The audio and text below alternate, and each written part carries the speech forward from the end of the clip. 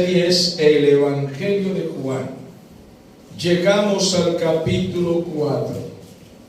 Estuvimos viendo el diálogo del Señor Jesús con la samaritana, cómo se convirtió la samaritana y cómo les predicó por 2 días en Samaria, por lo menos en aquella oportunidad. Ahora hemos llegado al versículo 43. Vamos a ver el episodio de la sanidad del hijo de un oficial del rey. El rey que gobernaba era Herodes Antipas, era hijo de Herodes el Grande. Para esta época ocurre este acontecimiento. Entonces, Señor, te damos gracias. Hemos iniciado, hemos cantado y adorado con todo nuestro corazón. Ahora estamos frente a tu palabra para ver lo que nos quieres decir, lo que nos quieres enseñar. Nada está escrito en la Biblia por casualidad. Todo tiene un propósito, todo tiene un plan divino para nosotros. Nos quieres decir siempre algo fresco, algo nuevo, que está en tu palabra, pero que no lo hemos descubierto. La iglesia debe leer, debe estudiar, debe aprender y aplicar a su vida. Yo te suplico que hoy tu Espíritu Santo nos hable, nos consuele y nos diga qué sucedió allí y qué es para nosotros, Señor. Amén. Dice la Biblia en el versículo 43 que 2 días después de que el Señor salió de Samaria, se fue de allí hacia Galilea. Bueno, Israel estaba dividido por regiones para ese tiempo. Estaba la región de Judea, que era al sur, con Jerusalén y todas las ciudades del sur. Estaba acá hacia el centro la región de Samaria, de los samaritanos, y estaba yendo hacia el norte la región de Galilea, que tenía ciudades conocidas como Capernaum, Nazaret, la ciudad donde se crió el Señor Jesús, en fin. Entonces, para ir de Jerusalén hacia Galilea había que cruzar por Samaria, a menos que ellos se desviaran y la ruta se hacía más larga. Y era lo que los judíos acostumbraban a hacer. Se desviaban para rodear a Samaria y no pasar por Samaria exactamente, porque judíos y samaritanos no se hablaban. Los samaritanos vivían en Israel, pero eran una mezcla de extranjeros con judíos. Por tanto, los judíos propios, nativos, criollos, odiaban a los samaritanos por tradiciones, costumbres, por el paganismo, por haberse mezclado con extranjeros y todo esto. El Señor Jesús, en una oportunidad, como vimos el capítulo pasado, prefirió pasar por Samaria, pues tenía un plan, y se encontró a la samaritana y habló con ella. Se salvó la samaritana y mucha gente de los samaritanos escucharon el Evangelio. Después de haber estado 2 días allí, el Señor se va hacia Galilea, o sea, sube hacia el norte, pues. Ahora bien, no había aviones, no había taxis, no había la velocidad de hoy. El Señor Jesús casi siempre viajó a pie. Imagínese usted, mi Señor, por las calles polvorientas de Israel, el sol, el largo camino, la arena, a veces terreno montañoso. Esa era la dificultad. En esta oportunidad el Señor va más de 100 kilómetros para ir entonces a la región de Galilea. Él sabía que lo iban a despreciar, pero de todas maneras él entraba a las ciudades y predicaba. Comienza el texto diciendo: 2 días después salió de allí de Samaria y fue a Galilea, porque Jesús mismo dio testimonio de que el profeta no tiene honra en su propia tierra. A veces esta frase se resume de una manera no muy correcta. Hay gente que dice, porque nadie es profeta en su tierra. Bueno, es una manera de resumir, pero no muy correcta. El Señor Jesús no dijo, nadie es profeta en su tierra. Él lo que dijo es que el profeta no tiene honra en su tierra. O sea, el profeta, el predicador, el siervo de Dios, el cristiano, debe hablar a su familia, a sus vecinos, a su tierra. Pero como le conocen de crianza, la familia le conoce, él no dijo que nadie es profeta en su tierra, sino que no le dan honra. Vamos viendo la diferencia. Fue lo que él dijo realmente. No hay profeta que tenga honra en su tierra. En su tierra no le van a honrar. O sea, su familia no le va a aplaudir, los vecinos porque lo conocen. ¿De dónde salió usted que predicador y que haciendo milagros si yo lo conozco? ¿Acaso no es este Jesús el hijo de José el carpintero criado con nosotros? Pues así dicen de nosotros. ¿No es usted el zapatero, el que vende hamburguesa aquí en la esquina? Ahora es que predicador y que habla de parte de Dios y reprende los pecados de los demás. ¿De dónde si yo lo conozco a usted? ¿No era usted el borracho que bebía en la cantina con nosotros? Entonces, no hay profeta sin honra. El Señor Jesús se había criado en esos territorios. Total que el vecindario le conocía, pero aún así el Señor hizo sus intentos, sus mejores intentos. ¿Qué debemos hacer nosotros con nuestra familia? Nuestros mejores intentos. Hay que hablarles. Ay, sí, pero si yo no conociera sus maldades toda la vida, ahora mire, usted tiene pecados escondidos. Bueno, no hagamos caso a las acusaciones del diablo o de las personas ignorantes. Debemos de todas maneras mostrar el fruto y predicar el Evangelio. El Señor Jesús fue entonces, sabiendo que le iban a despreciar. En aquella oportunidad el versículo 25 dice, el 45, gracias, muy bien. Cuando vino a Galilea, pues los galileos le recibieron, habiendo visto todas las cosas que él había hecho en Jerusalén, en la fiesta de Jerusalén, porque también ellos habían ido a la fiesta. Cuando nosotros vamos 2 capítulos atrás, en el capítulo 2, por allá, versículo 23, 25, encontramos que el Señor Jesús había ido a la fiesta a Jerusalén y había hecho señales. Los galileos habían ido a Jerusalén y habían visto que Jesús había ganado fama en esa tierra, había hecho milagros, y cuando hizo milagros y señales, ellos lo vieron. Total que ellos fueron a Galilea y llevaron la noticia. Cuando el Señor Jesús entró a Galilea, pues lo recibieron. No lo recibieron con platillos, pero sí lo recibieron amablemente. Algunos quizás aplaudieron cuando él llegó. Este es el hombre que está haciendo milagros, es un profeta de Dios. Algunos dicen que él es el Mesías, no sé, pero ha hecho milagros, milagros visibles. Vamos a recibirlo, amados hermanos. Los hijos de Dios no deben confiar siempre en los buenos recibimientos. Esto es confrontador para nosotros, pero debemos amar y respetar a toda la gente, pero no debemos confiar plenamente en el ser humano.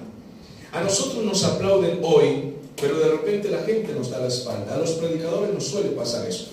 En este camino, 27 años predicando la palabra, he tenido públicos, se puede decir en cierta forma multitudinarios, donde he predicado campañas y la gente viene y quiere tomarse fotos con uno. Ojalá uno de ustedes me acompañara a las campañas grandes para que vea cómo es. La gente quiere tomarse fotos, el uno lo suelta, el otro lo agarra, el otro lo agarra, todos lo aplauden. Eres como la estrella, como el artista, ¿sí? El predicador debe cuidarse de eso, pero tomarse una foto pues con la gente no es pecado. Pero la gente incluso a veces le ha pedido a uno que autógrafos. Yo nunca doy autógrafo, digo, ¿qué autógrafo? Yo no soy artista. Pero la gente pide que el autógrafo. No, yo no soy artista, solo soy un humilde predicador. Le dejo un versículo, alguna cosa, converso con ellos. Pero hemos tenido ese recibimiento a veces. Pero cuando una palabra confronta al público, duro, fuerte, ¿qué creen que ha sucedido? Hasta ahí llegó la amistad y el cariño. Hasta ahí vamos bien, pastorcito.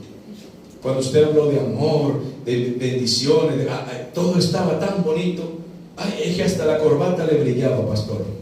Pero fue predicar ese mensajito de hoy y la cosa se puso difícil. La gente suele voltearse muy rápido con nosotros.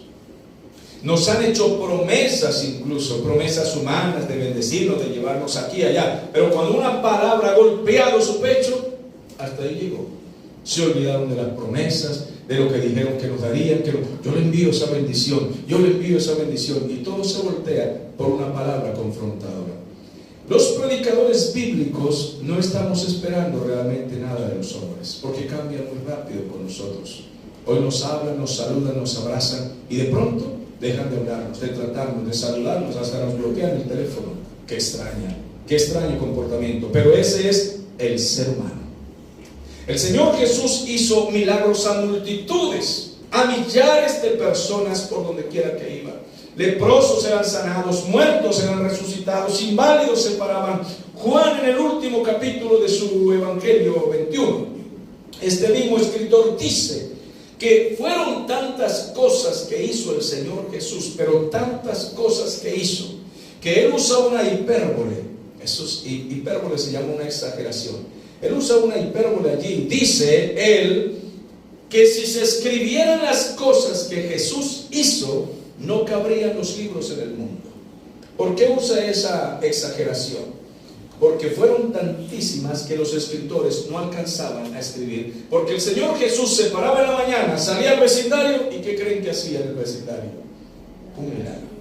Y ellos no alcanzaban, o sea, era demasiado. Total que ellos tomaban lo que consideraban sobresaliente, lo que recordaban, lo que podían, y todo lo que pudieron recopilar, recordarse. Además, lo que el Espíritu Santo les ordenó que escribieran. Y eso fue lo que quedó para nosotros. Pero fueron demasiadas cosas que hizo el Señor. Multitudes le seguían. En 2 oportunidades relata la Biblia, sin saber si hubo otras, pero la Biblia relata 2. La gente tenía hambre y era una multitud. Y el Señor, con unos cuantos peces y unos cuantos panes, Él ora al Padre y multiplica la comida. Comen todos, quedan saciados y sobra comida. En una oportunidad sobraron 12 cestas y tuvieron que recoger los sobrados, porque la gente quedó hastiada, llena. Y los seguían por todas partes a causa de que Él multiplicaba la comida. Y una vez los regañó en Juan capítulo 6. Él les dice: ustedes me han seguido porque ven la multiplicación de los panes, porque comen y se sacian. A otro le dijo: ustedes me siguen por señales y milagros. Pero cuando la iglesia comenzó en Hechos capítulo 2, ¿cuántos habían en el aposento alto, hermano teólogo? 120. 120 era lo único que había. 120. ¿Saben por qué digo teólogo? Porque él es más viejito en el evangelio que ustedes. Y tiene que saber eso. 120. Era lo único que había. ¿Dónde quedó la mega iglesia de Cristo? La macro iglesia. ¿Dónde quedaron las multitudes? Permítame, amado hermano, permítame lanzarle una palabrita a toda esa gente. Puede ser que nos golpee a nosotros también. Multitudes de miserables, insensatos, desagradecidos, malagradecidos, traidores. ¿Dónde están ustedes, multitudes?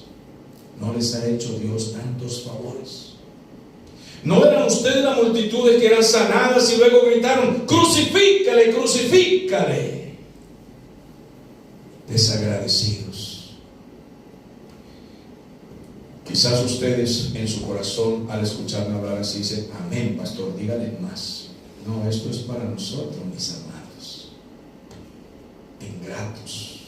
¿Cuántos favores nos ha hecho el Señor? Y basta que algo suceda en la iglesia, con un hermano, una palabra nos confronte o algo no nos guste, y abandonamos todo. Y algunos se van incluso a beber licor, dejando al Señor. Ahora sí dígale más, pastor. Esto es con nosotros. El ser humano es muy ingrato, muy desagradecido. Que Dios nos ayude a ser más agradecidos. Aquí está el Señor entrando a Galilea, donde le están recibiendo. Cualquiera que lee el texto dice: oh, pero le recibieron, qué bien, le dieron una buena bienvenida al Señor. Pero el Señor Jesús sabía. Él no se confiaba mucho de ellos. Él los conocía. Revise por favor el capítulo 2 de Juan un momento. Y vea usted el versículo 23, 24 y 25. Dice así: y estando en Jerusalén en la Pascua, en el día de la fiesta, muchos creyeron en su nombre, viendo ¿qué? Creyeron porque vieron señales. Vamos al 24.